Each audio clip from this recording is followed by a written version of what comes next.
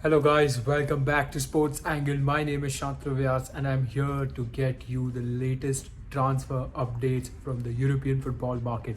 Yes, you heard that right. It's really heating up at the moment and there are deals which are going on and there are deals which are done, which are on the prospect or on the verge of happening.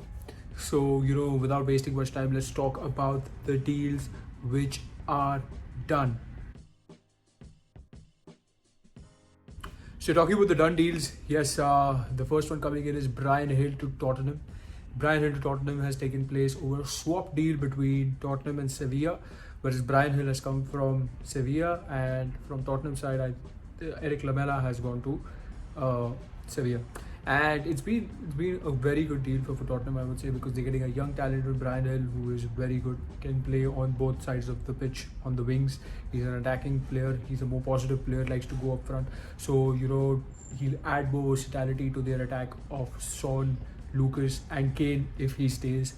And this is just going to give him more options, the Tottenham manager more options to set up Tottenham in a very different way.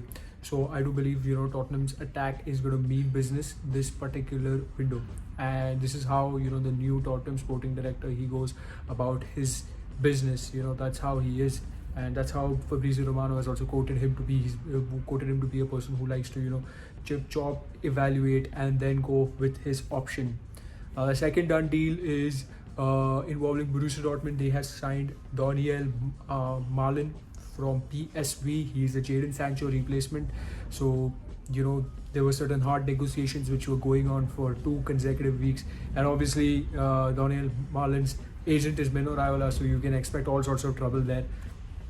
Now, obviously, the most important aspect is that not only have they signed a replacement for Jadon Sancho, but Daniel Malin has had a very good Euros in terms of showcasing his talent and how he can be helping Borussia Dortmund get into those creative boxes as well, which Jadon Sancho helped them to do. And what actually happened was that Daniel Malin was slightly conflicted between Borussia Dortmund and another German club. So he chose Borussia Dortmund is only for the reason is because they give a lot of youngsters upfront chances to improve and develop further. Now, obviously, you can expect good performances from this player, but eventually, I don't know, whether he'll move on to a Bayern Munich or whether he'll move on to a Real Madrid or a Barcelona or a Manchester United or a Liverpool, Arsenal, whatever it is. By that ways, a fun fact that he was an Arsenal Academy player. Yes, you heard that right. I mean, Arsenal would be scratching their heads at the moment and thinking, why did they allow this player to go? Now, obviously, the third deal involves a Tottenham player, Toby Alderweireld, one of their best centre backs. Yes, has gone to Al Duhail to Qatar. No disrespect to the Qatari club, it's a good setup and a good adventure for Toby Alderweireld. But I would have liked to see Toby Alderweireld go to some other European adventure where I could have seen him at the likes of Bayern, or probably if earlier he could have moved to a big club such as Man United or Liverpool or now Chelsea, Arsenal, obviously not, because it's a London club, so that's a bit difficult. So yeah, that's that. Ben White to Arsenal is always also done. I think I had mentioned that in the previous video. He's going to be having his medicals soon and in this week to complete the deal, and it will be announced accordingly. Now let's come to the deals which are in the pipeline. They are going to happen, not going to happen. This is where the interesting part begins for the transfer window. So yes, talking about the deals which will happen, might not happen. I think to start off with, we have to talk about Jack Grealish. Jack Grealish is one of the top transfer targets for Manchester City for £100 billion. Yes, you heard that right. Whether he's worth that much or whether he's not that much is a different debate. But I do feel like Manchester City need him is because they need more attacking depth. We saw in the Champions League final that they were over dependent on De Bruyne for their creative output. Now they need another player on the flanks who's fast enough, who thinks on their feet, and has got very good abilities on and off the ball. And which is why I think Jack Grealish is the perfect fit for what they are looking for in the transfer market. Now again, Jack Grealish is one of those players who's not been on the scene just suddenly last year. He's been on the scenes for quite some time. He had a decent spell in the 1920 season where Aston Villa had just got promoted after 4 years, and then next season he was slightly more prominent, and he is the captain of Aston Villa. So that gives even a greater edge of leadership. So that shows that Manchester City will not be buying just a player with abundance of talent, but also with good leadership qualities. The second deal, which is probable or is going to happen, is Saul Niguez to Manchester United.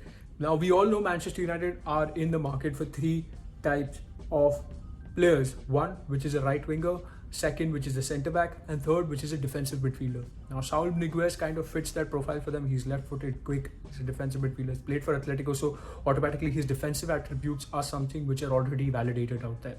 Now Saul Niguez is kind of mentally prepared to leave, Spain and Atletico Madrid, but at the same time, I also believe that this deal has been talked about for a lot of seasons, and according to my experience, I don't think so it's going to happen. And it's not something which I see going through. So I think so my transfer predictability will be 30 to 40%, not more than that. Talking about Manchester United again, yes, there has been talks of Leon Goretzka, but these talks are emerging out of Germany, where a lot of German outlets are quoting that they have Manchester United have offered Leon Goretzka more money than what Bayern have even drafted to offer. So Bayern have not even given him an offer yet for a contract renewal, and this is what has been quoted by most of the German outlets. Nothing from the English media outlets, nothing by Fabrizio Romano either, as to what is happening with the Goretzka situation. So I feel out there, what my opinion is, that Goretzka is probably using Manchester United to get a deal, to leverage that offer with Bayern, to show, hey, you know what, this is how much money you're getting from Manchester United. You better know my worth and pay up, or otherwise next year I'm leaving for free. So maybe Manchester United could keep tabs on that, but I don't think so they are going to get swayed away by Goretzka and be like, oh yeah, we're going to be putting all our money on him. So again, for me, the transfer predictability of that happening is probably 20 to 30%. Now another player where there have been slight talks and whispers, and things have been picking up slowly, is Ruben Neves to Manchester United again.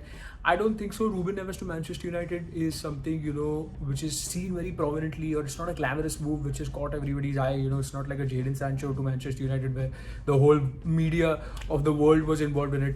This is something which is very much like nobody knows much about it, nobody's exploring much about it. So I don't think so that is going to be happening either. So that leaves United of what I talked about in the last videos, Eduardo Camavinga to Manchester United. Now not much has been spoken about it, but I don't know what's going to happen. The defensive midfielder situation at Manchester United is slightly 50-50, or I don't know what is it, but I do feel that before anything else, that they will have to sell players before thinking about buying a defensive midfielder. Now let's talk about another Manchester City prospect, which is Harry Kane for £100 million.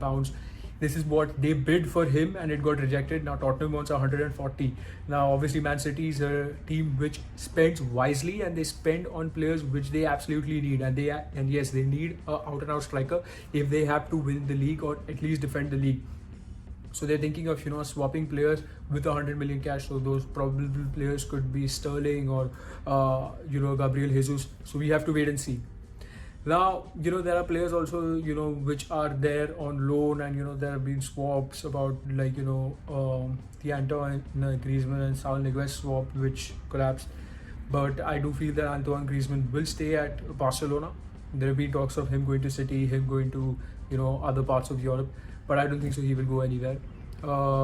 And to conclude this video, I think the last aspect is about Paul Pogba. Paul Pogba has been offered a Manchester United contract, and he has been in constant talks with Manchester United's representatives for a renewal of his deal. Now let's see how that goes. But parallelly, I think he's also talking with PSG for a 50 million move to them, and yes, he'll be paid around the same lines than what the new United offer is. He wants to go to PSG. His agent is on very good terms with Leonardo, who's the sporting director out there. So my transfer predictability of that happening is 80 to 90%. I do believe it can happen before the end of the transfer window, which is 31st August. I do believe it can go through, because Pogba was supposed to be reporting back to Manchester United this week, and there has not been much of a talk about that. So let's see where that goes. And I do believe that if United get a sale through for Paul Pogba, then they can actually concentrate on getting a replacement for him and getting a DM. Slightly a bit of a challenge, but they can get it over the line. So let's see, fingers crossed. Yeah, that was all about the transfer window. Comment down below What do you think about this transfer window? Who's been the best deal, the worst deal, and the most surprising deal which you like to see in the next month or so? Sorry for the fumble.